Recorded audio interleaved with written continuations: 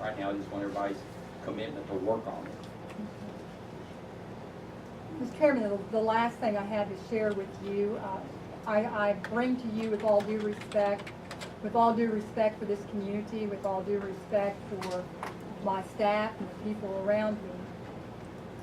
I am 2 months from my contract expiring, and I feel that it is time, without a contract out there for me right now, that I pursue retirement.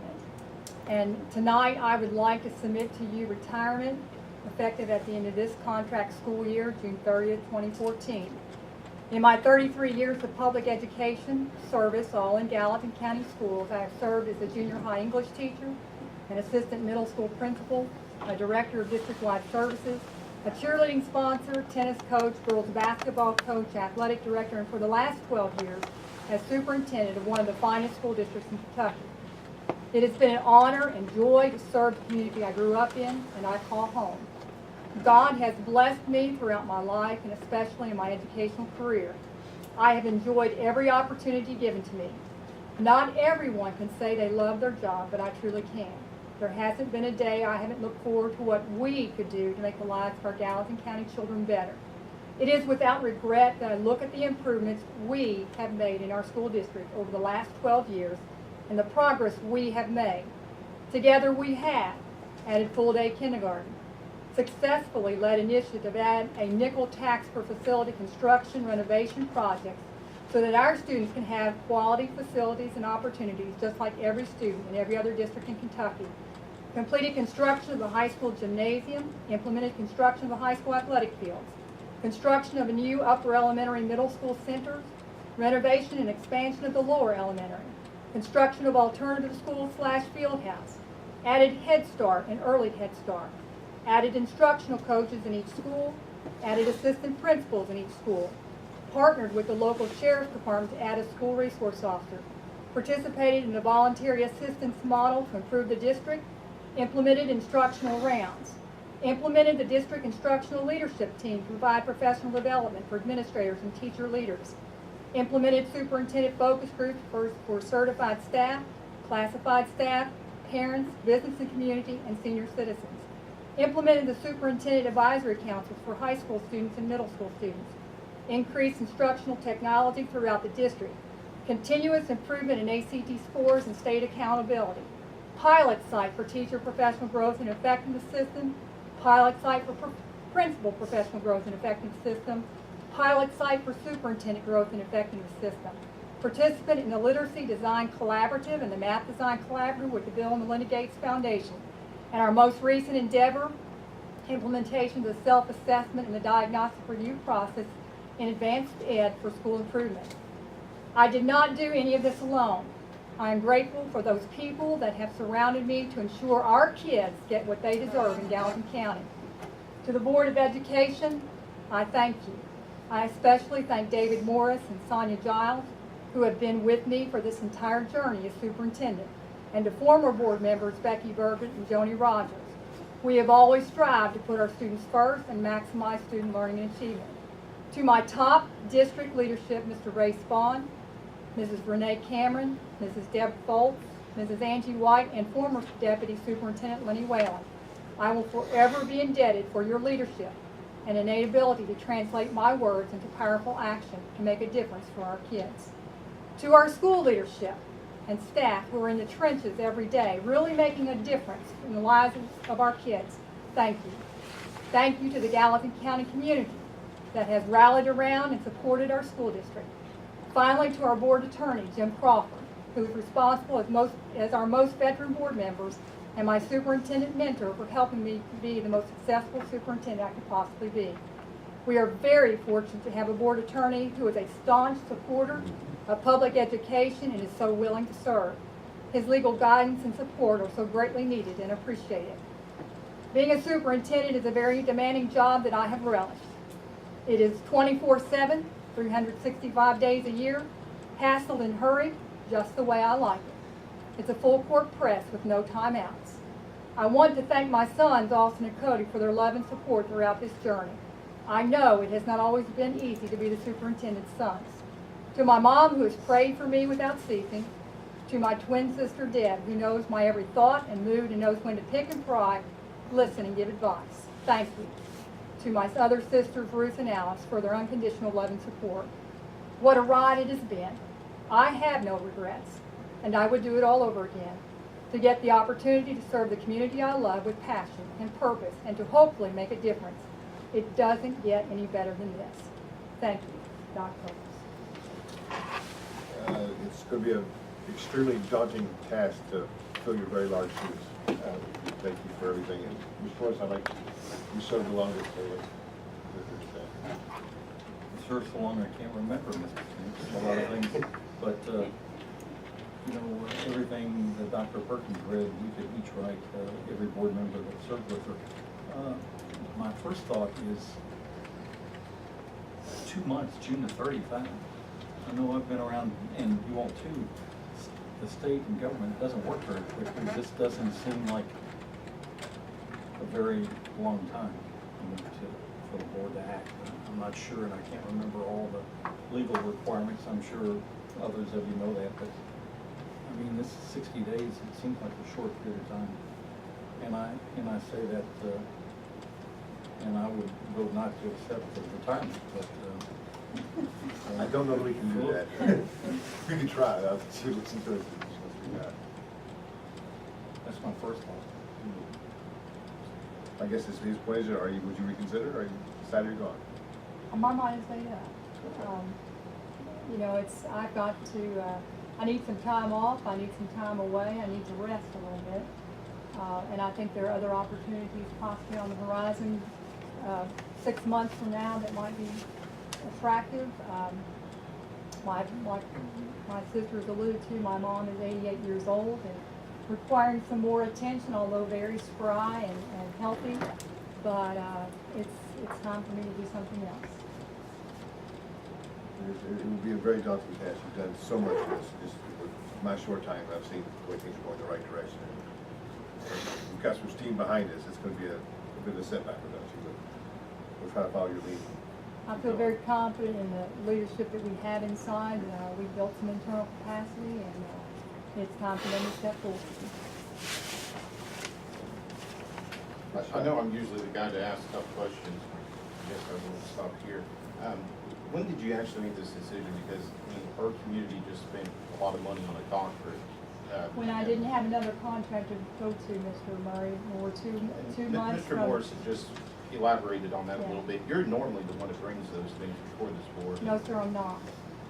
No, sir, I'm not. I've never brought my contract to this board. It's always been initiated by the board, by a board member, with a conversation with Mr. Crawford. What is our policy concerning the payment of the doctorate? Get to the policy. Isn't there a timeline there? If the doctorate, the money that was paid out for that? No. In fact, we had this very discussion about locking a superintendent in beyond the superintendent's contract.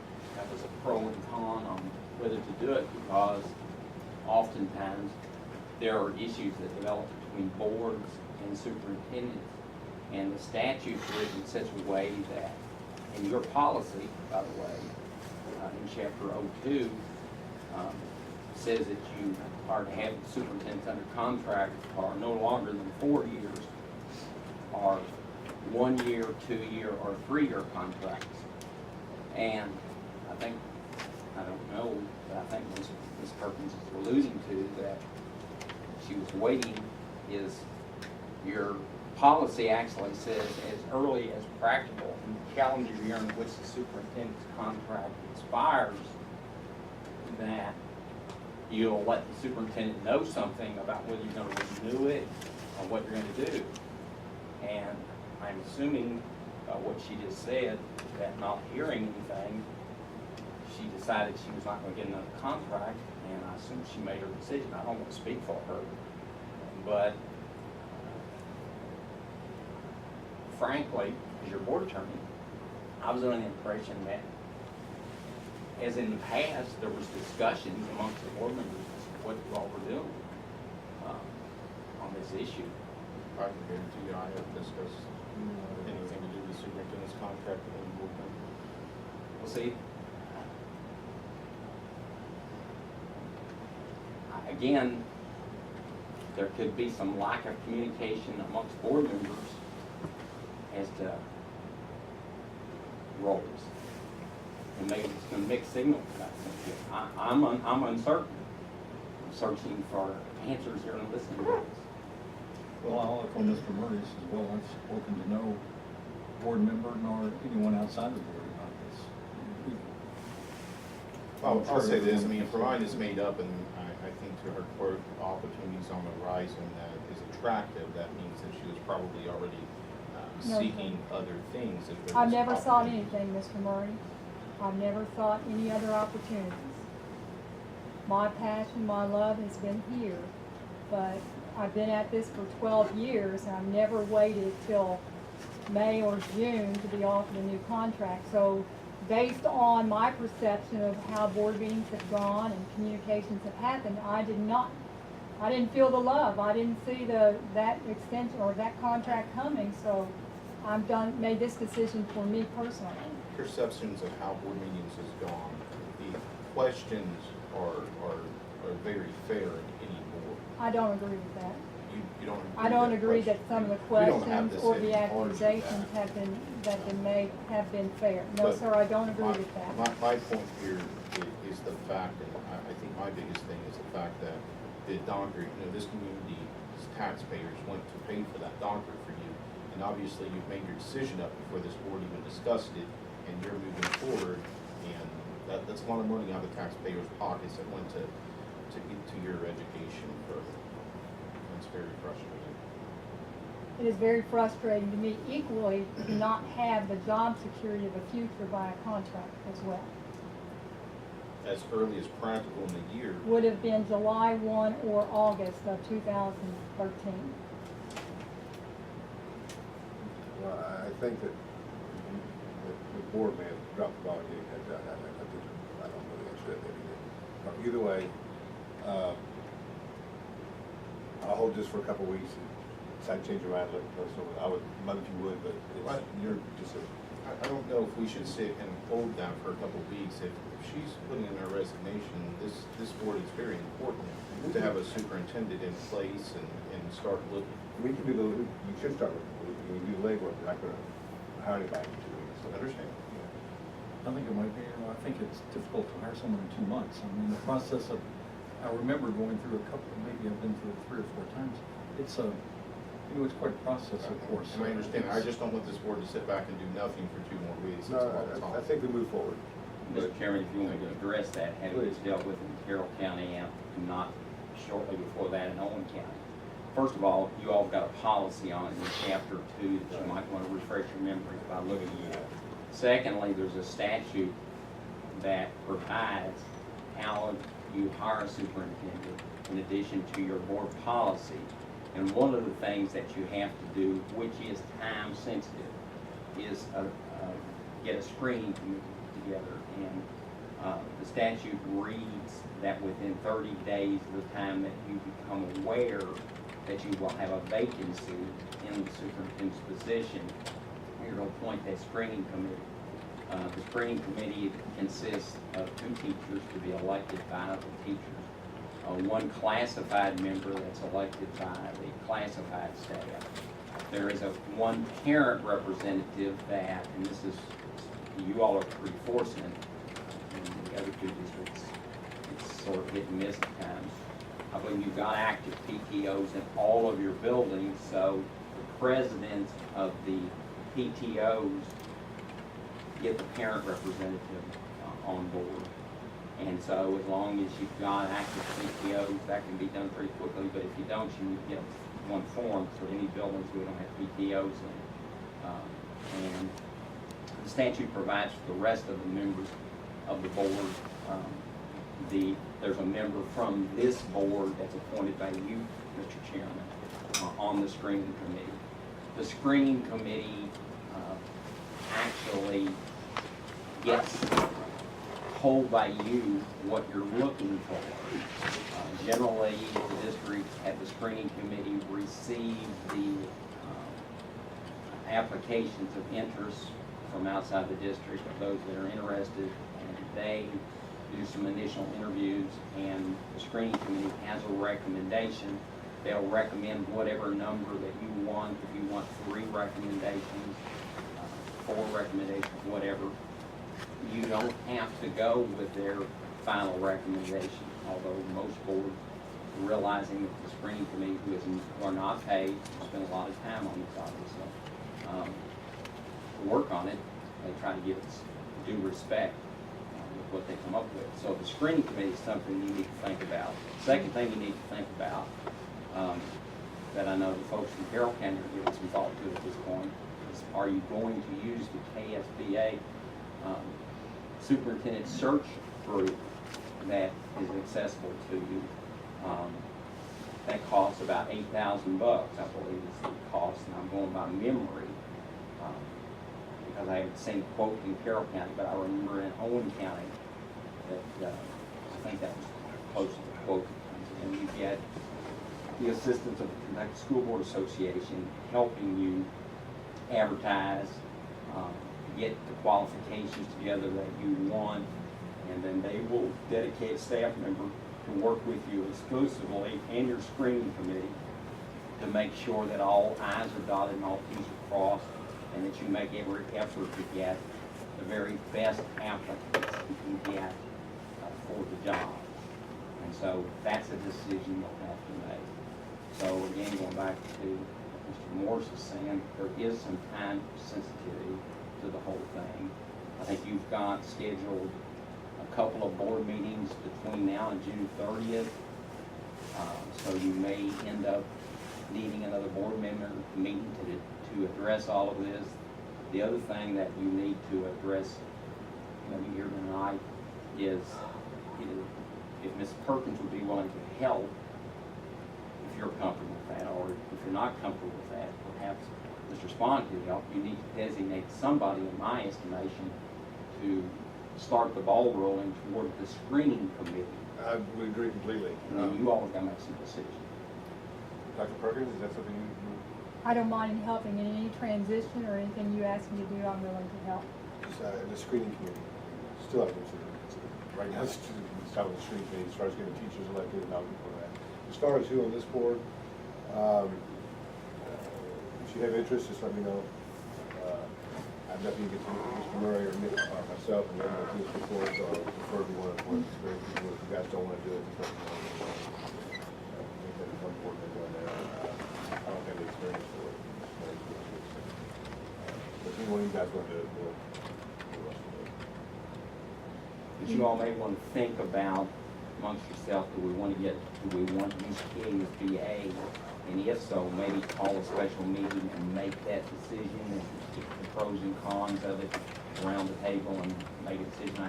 Obviously, I wouldn't expect you to be there to do that tonight, but you need to think about that. Yeah. I think we definitely need to call a special meeting. Yeah, is everybody available next Monday, Dr.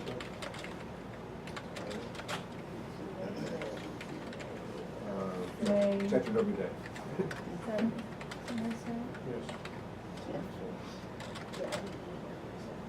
May 5th, sorry? Yes, 7 o'clock, this room, May 5th, special meeting to discuss how we move forward. I'll let Mr. Wilson, we'll give an email, but I'll let him know.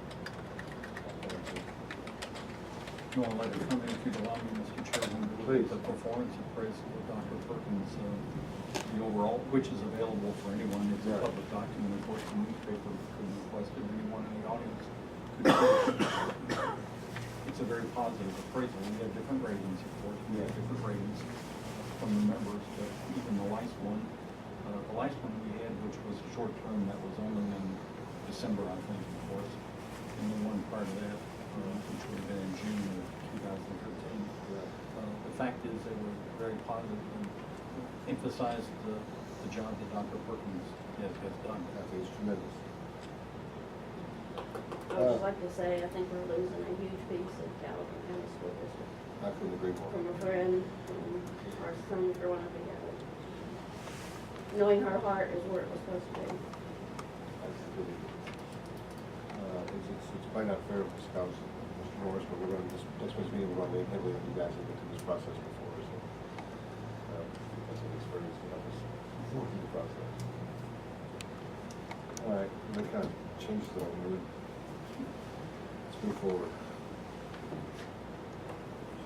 Approval of Carl Perkins Career Technical Education Plan, Mr. Larry Vaught.